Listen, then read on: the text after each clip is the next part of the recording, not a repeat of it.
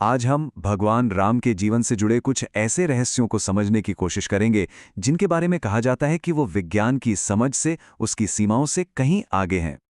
और जानते हैं, यही वो सोच है जो आज की हमारी पूरी बातचीत का आधार बनेगी। क्या कुछ चीजें सच में ऐसी होती हैं जिन्हें समझने के लिए हमें तर्क से ज्यादा शायद आस्था की जरूरत पड़ती है? तो चलिए एक ऐसे ही सफर पर निकलते हैं जहां लॉजिक की सीमाएं खत्म होती हैं और जैसा कि ग्रंथों में बताया गया है, दिव्यता का एहसास शुरू होता है। तो सबसे पहले बात करते हैं उन चमत्कारों की जो भौतिकी के नियमों को, मतलब फिजिक्स के लॉज को एक तरह से सीधी चुनौती देते हुए दिखाई देते हैं। जरा सोच कर देखिए, भगवान शिव का वो भारी भरकम धनुष, जिसे हजारों बड़े बड़े राजा मिलकर हिला तक नहीं पाए थे, उसे श्रीराम ने उठाया और पलक झपकते ही तोड़ भी दिया। अब देखिए, विज्ञान शायद इसे लेवरेज के सिद्धांत से या किसी प्रतीक के तौर पर समझाने की कोशिश करेगा, लेकिन जो कथा है वो ये कहती है कि राम के हाथों में आते ही उस धनुष का वजन जैसे खत्म ही हो गया हो, मानो पूरे ब्रह्मांड ने खुद उन्हें पहचान कर इसकी इजाजत दे दी हो। तो सवाल यही है, क्या ये बस बेहिसाब शारीरिक शक्ति का कमाल था या फिर इसके पीछे कोई दिव्य इच्छा थी? अच्छा, धनुष से आगे बढ़ते हैं और अब बात करते हैं राम सेतु की, वो पुल जो लंका तक बनाया गया था। और कमाल ये था कि इसे बनाने में लगे पत्थर गुरुत्वाकर्षण के नियम को तोड़ते हुए पानी पर तैर रहे थे।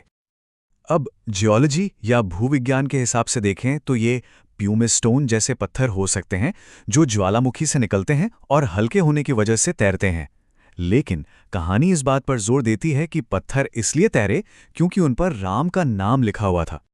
और यहीं आकर मामला दिलचस्प हो जाता है। क्या दुनिया में कोई ऐसा साइंटिफिक इंस्ट्रूमेंट है जो किसी नाम की ताकत को नाप सके? एक और कमाल की बात, श्री राम के बाणों की।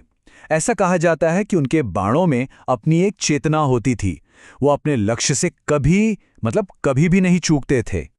तो फिर इन बाणों को गाइड कौन कर रहा था? कोई जीपीएस तो था नहीं। ग्रंथों के अनुसार ये कोई टेक्नोलॉजी नहीं थी, बल्कि ये धर्म और न्याय की अपनी एक शक्ति थी जो उन्हें हमेशा अचूक बनाती थी। तो ये तो थे बड़े बड़े चमत्कार, लेकिन अब बात करते हैं कुछ ऐसे संकेतों की जो शायद उतने जाहिर नहीं पर उतने ही गहरे हैं, जहां एक दिव्य उपस्थिति ने दुनिया पर अपनी एक छाप छोड़ी। कहते हैं कि जिस पल श्री राम का जन्म हुआ, उस एक पल के लिए जैसे पूरी कायनात ठहर सी गई थी। हवा रुक गई और आसमान एक अजीब दिव्य रोशनी से भर गया था। अब साइंस इसे कोई दुर्लभ एटमॉस्फेरिक फिनोमिनन कह सकता है, लेकिन कथा के अनुसार ये एक आशीर्वाद था, एक ऐसा अनुभव जिसे महसूस किया जा सकता है पर किसी मीटर पर मापा नहीं जा सकता। एक और बहुत ही अद्भुत कहानी है अशोक वाटिका की। कहते हैं जहां सीता जी ठहरी थीं, वहां उनके पैरों के निशान को कोई मिटा नहीं पाता था। जितनी बार भी उन्हें पूछा जाता, वो फिर से उभर आते थे। अब साइंस के नज़रिए से देखें तो इसकी एक वजह सॉइल कॉम्पैक्शन हो सकती है, मतलब दबाव से मिट्टी इतनी दब जाती है कि निशान पक्के हो जाते हैं। लेकिन जो कहानी है, जो आस्था है, वो कुछ और ही कहती है।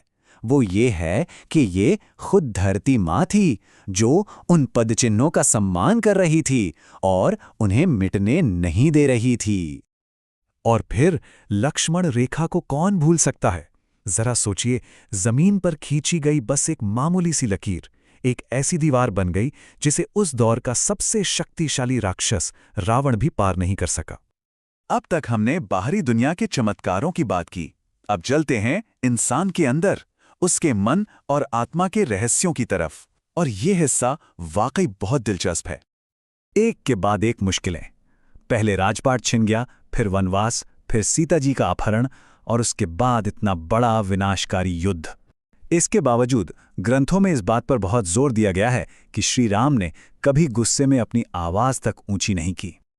तो सवाल ये है कि इतना संयम, इतनी शांति, क्या ये किसी ट्रेनिंग या अनुशासन से आ सकती है, या फिर ये दिव्यता का ही एक स्तर है जो हम इंसानों की क्षमताओं से कहीं परे है? और ये सारी बातें हमें आखिर में उस अंतिम रहस्य तक ले आती हैं, एक ऐसी घटना जो आज के भौतिक विज्ञान के नियमों की कल्पना से भी बाहर है। जब उनका पृथ्वी से विदा लेने का समय आया तो कथा के अनुसार उनका शरीर खत्म नहीं हुआ, बल्कि सरयू नदी में जाते ही वो एक शुद्ध प्रकाश में बदल गया। विज्ञान के लिए ये नामुमकिन है, पर आस्था के लिए यही परम सत्य है। तो आखिर में बात वहीं आकर रुकती है कि शायद कुछ सत्य दिमाग से नहीं, दिल से समझे जाते हैं। ये हमें सोचने पर मजबूर करता है कि ज्ञान का असली मतलब क्या है, सिर्फ विश्लेषण करना या अनुभव करना।